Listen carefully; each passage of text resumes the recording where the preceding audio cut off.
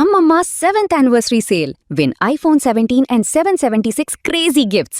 Support చేయండి, dosa batter ఫ్రీగా పొందండి.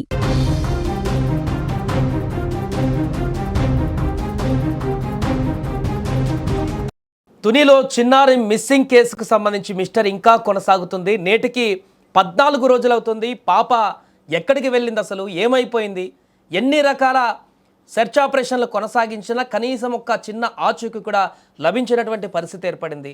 పోలీసులు, ఎన్డీఆర్ఎఫ్, ఎస్డీఆర్ఎఫ్ అన్ని రకాల బృందాలు, టెక్నాలజీ, డ్రోన్లు, థర్మల్ డ్రోన్లు, అన్ని రకాల టెక్నికల్ టూల్స్ అన్నీ ఉపయోగిస్తున్నా కూడా ఇప్పటివరకు ఈ కేసులో ఎలాంటి చిన్న క్లూ కూడా దొరకట్లేదు. ఈ నేపథ్యంలో అక్కడికి 2 రోజుల క్రితం హోంమంత్రి కూడా వెళ్ళి తల్లిదండ్రులను పరామర్శించడం జరిగింది. పోలీసు ఎస్పీ కూడా అక్కడికి వెళ్తున్నారు, నిత్యం వెళ్తూనే ఉన్నారు.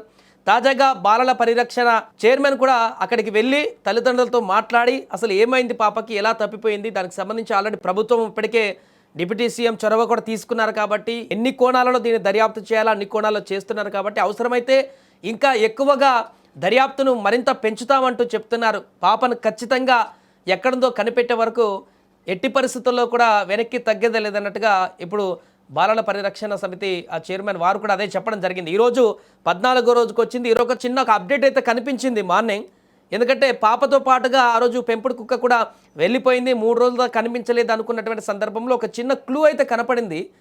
పాప మిస్ అయినటువంటి గంటకే ఆ యొక్క పెంపుడు శునకం అనేది సిహెచ్ అగ్రహారం ఆ ఊర్లో ఉన్నటువంటి ఒక గుడి దగ్గర సీసీ కెమెరాలో రికార్డ్ అయింది. అక్కడ అది తిరుగుతున్నటువంటి పరిస్థితి.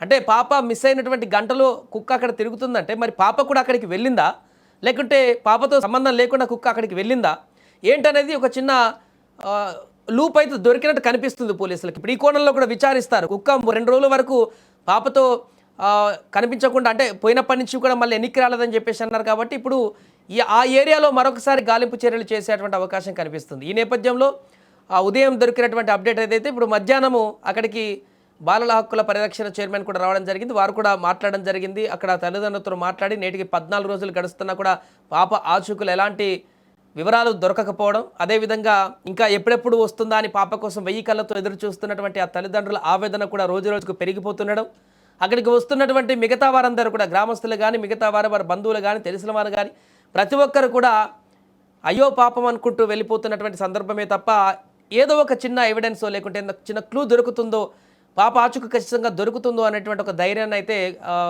చెప్పలేనటువంటి పరిస్థితి ఏర్పడింది.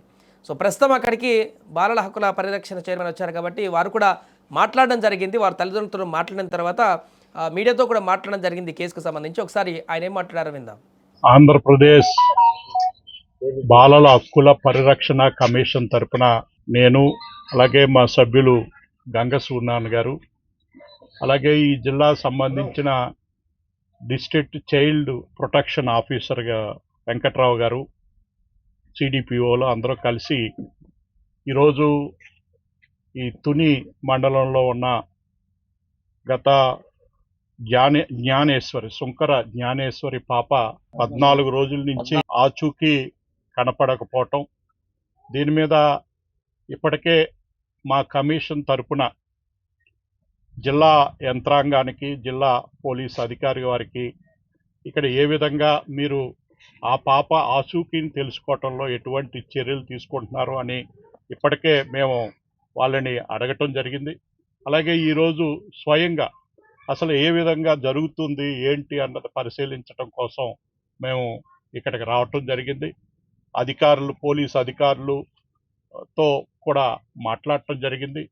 ఇప్పటికే కేంద్ర రాష్ట్ర బలగాలు కానీ లోకల్ పోలీస్ వాళ్ళు కానీ సుమారుగా 120 మందికి పైగా వివిధ రకాల డ్రోన్లతో ఆచూకీ కోసం ప్రయత్నాలు చేస్తూ ఉన్నారు. ఇప్పుడు మొత్తం ఈ చుట్టుపక్కల సుమారు 1000 ఎకరాల స్థలాన్ని ఫోటోలు తీయటం, జల్లెడ పట్టడం జరిగింది. ఇప్పటి వరకు దురదృష్టవశాత్తు ఆచూకీ తెలియలేదు.